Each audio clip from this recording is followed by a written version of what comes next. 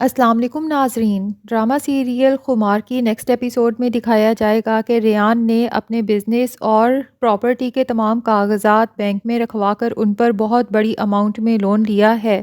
اور خود کینیڈا نکل گیا ہے، جبکہ گھر والوں کو اس چیز کی خبر ہی نہیں ہوتی۔ اسی لیے جب فائز کی ماں اسے کہتی ہے کہ جاب چھوڑ کے بزنس پر فوکس کرو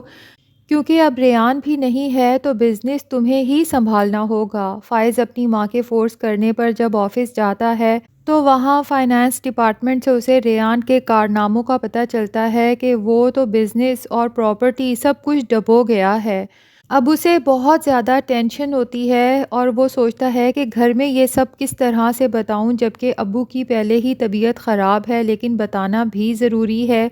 اس لیے وہ گھر جا کر کہتا ہے کہ ریان بھائی نہ صرف ایک ڈوبتی ہوئی کشتی چھوڑ گئے ہیں ہمارے لیے بلکہ اس میں بھی سوراخ کر گئے ہیں۔ اب اس ڈوبتی کشتی کو بچانا بہت مشکل ہے، جس پر ریان کے پیرنٹس تو بہت ہی زیادہ ٹینشن میں آ جائیں گے کہ جس بیٹے پر انہیں اتنا فخر تھا اور جس کی شادی ہمنا سے اس لیے کی تھی کہ وہ بزنس کو مزید بڑھانے میں ہماری مدد کرے گی، ان کے تو وہم و گمان میں بھی نہیں تھا کہ ہمنا ہمارے بزنس کو ڈبو کر اور ہمارے بیٹے کو لے کر ملک سے ہی چلی جائے گی۔ لیکن فائز پھر بھی اپنے ماں باپ کو بتا دیتا ہے کہ مینٹلی تیار رہیں کیونکہ کبھی بھی کچھ بھی ہو سکتا ہے۔ اب فائز کی ماں تو اس لیے بھی پریشان ہے کہ لائبہ کی شادی سر پہ ہے، جبکہ لائبہ کے ان لاز بھی بہت ہی زیادہ لالچی لوگ ہیں اور انہوں نے بھی ان لوگوں سے شادی صرف اسی لیے کی تھی اپنے بیٹے کی کہ یہاں سے بہت زیادہ دولت اور مال آئے گا، لیکن ان کو کچھ نہ کچھ اندازہ ہو ہی چکا ہے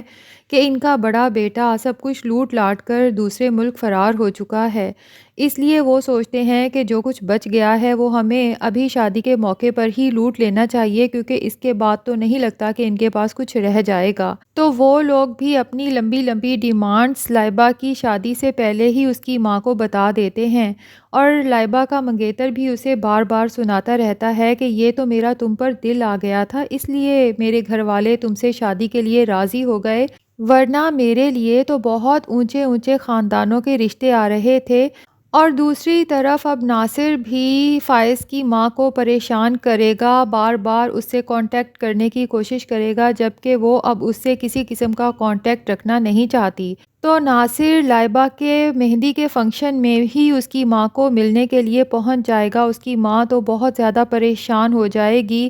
لیکن ناصر کہے گا کہ اگر آپ چاہتی ہیں کہ فائز اور حریم کی جلد سے جلد طلاق ہو جائے تو مجھے 20 لاکھ روپے چاہیے۔ اب فائز کی ماں کے تو آلریڈی حالات بہت خراب جا رہے ہیں، اوپر سے ناصر کی بلیک میلنگ، جبکہ اسے یقین بھی نہیں کہ ناصر واقعی ہی حریم اور فائز کی طلاق کروا سکتا ہے۔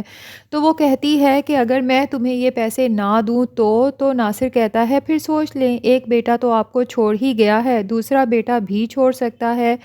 کیونکہ ناصر کے پاس اب فائز کی ماں کے بھی سارے ثبوت آ چکے ہیں، تمام کالز اور میسیجز اس نے ریکارڈ کر کے رکھ لیے ہیں جس میں وہ فائز اور حریم کو الگ کرنے کے لیے سازشیں کر رہی ہے۔ اب فائز کی ماں تو پریشان ہو جاتی ہے اس کی بلیک میلنگ سن کر، لیکن پوچھ ہی لیتی ہے کہ میں یہ کیسے مان جاؤں کہ تم حریم اور فائز کی سچ میں طلاق کروا سکتے ہو۔ تو ناصر ان کو وہ ویڈیو دکھاتا ہے جس میں حریم اپنے باس کے ساتھ گاڑی سے نکل رہی ہے اور بہت ہی خوشگوار موڈ میں ہے، اور ناصر نے موقع دیکھتے ہی وہ سب ریکارڈ کر لیا تھا۔ تو فائز کی ماں وہ ویڈیو دیکھ کر تو کافی خوش ہوتی ہے اور سوچتی ہے کہ اگر یہ ویڈیو فائز تک پہنچ جائے پھر تو حریم کے لوز کریکٹر میں 1% بھی شک نہیں رہ جائے گا فائز کی نظروں میں۔ بہرحال وہ ناصر سے کہتی ہے کہ یہ تمہارا آخری موقع ہے، اگر میرا کام ہو گیا تو ٹھیک ہے میں تمہیں 20 لاکھ دے دوں گی، لیکن اگر میرا کام نہ ہوا اور تم دوبارہ مجھے بلیک میل کرنے میرے گھر تک پہنچے تو یاد رکھنا کہ اگر میں تمہاری ایک ٹانگ تڑوا سکتی ہوں تو دوسری ٹانگ بھی تڑوا سکتی ہوں۔ ناصر کو اس کی بات سن کر غصہ تو بہت آتا ہے، لیکن فی الحال اسے پیسوں سے کنسرن ہے اور اس نے سوچ لیا ہے کہ ایک دفعہ 20 لاکھ لے کر اس کا یہ کام تو کروا ہی دوں گا،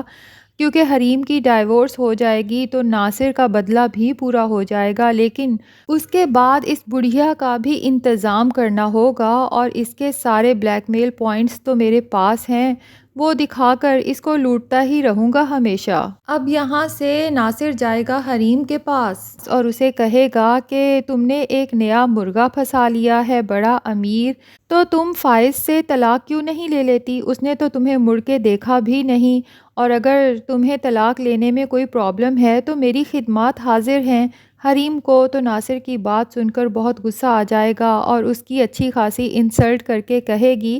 کہ میں فائز سے طلاق لوں یا نہ لوں، یا میں کسی اور سے شادی کروں یا نہ کروں، یہ سب میرے پرسنل میٹرز ہیں، تمہیں ان میں انٹرفیئر کرنے کی کوئی ضرورت نہیں ہے۔ ناصر شیطانی ہنسی ہنستے ہوئے حریم سے کہے گا کہ طلاق تو تمہاری میں کرواؤں گا فائز سے، جب اسے پتہ چلے گا کہ آج کل تم کن ہواؤں میں اڑ رہی ہو، کس طرح سے ایک نئے مرغے کے ساتھ گاڑیوں میں آ جا رہی ہو، گھوم رہی ہو، ہوٹلنگ کر رہی ہو،